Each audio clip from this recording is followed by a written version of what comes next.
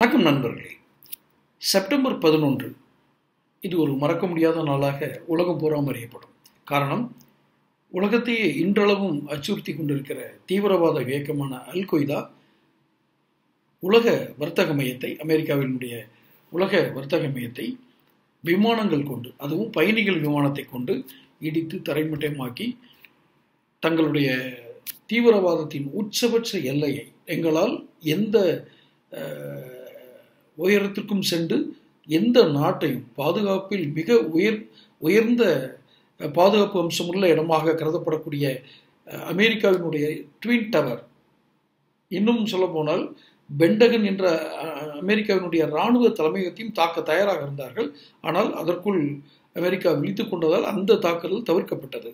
இந்த செப்டம்பர் 11 தாக்குதல் என்பது தீவிரவாதத்தினுடைய உச்சத்தை, இந்த உலகம் தீவிரவாதத்தை எந்த அளவிற்கு நாம் தீவிரவாதத்தை எதிர்கொள்ள காத்திருக்கிறோம், தீவிரவாதம் எந்த வடிவத்திலெல்லாம் தன்னை வளர்த்து பரிமாணம் அடைந்து எங்கெல்லாம் பரவி இருக்கிறது என்ற ஒரு கொடிய அபாயத்தை இந்த உலகத்திற்கு உணர்த்திய நாள் தான் இந்த செப்டம்பர் 11. இன்று 2024 வருடம். இது 19/9/2024 ஆண்டு. இதே 23 ஆண்டுகளுக்கு முன்பாக இந்த கொடூர தாக்குதல் நடந்தது.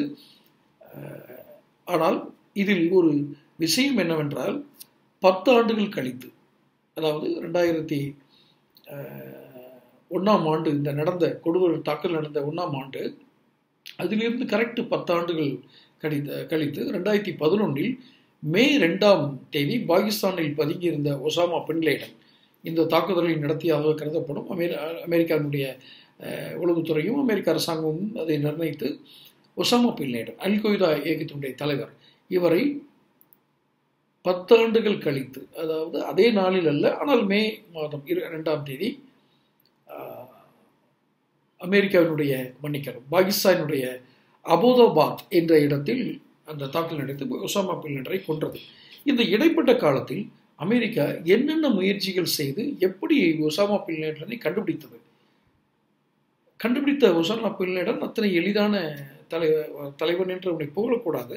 இருந்தாலும் தீவிரவாத இயக்கத்தினுடைய மிக கொடூரமான இயக்கமாக கருதப்படக்கூடிய அல் கொய்தாவின் தலைவராக இருக்கிறவர், அவரை எப்படி அமெரிக்கா கண்டுபிடித்தது, அந்த எப்படி கண்டுபிடித்தோம் என்பதை ரகசியமாகவே வைத்திருந்தார்கள்.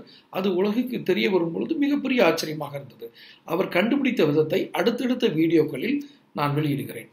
தொடர்ந்து சேனல் பாருங்க, சேனல் சப்ஸ்கிரைப் பண்ணுங்க. நன்றி, வணக்கம்.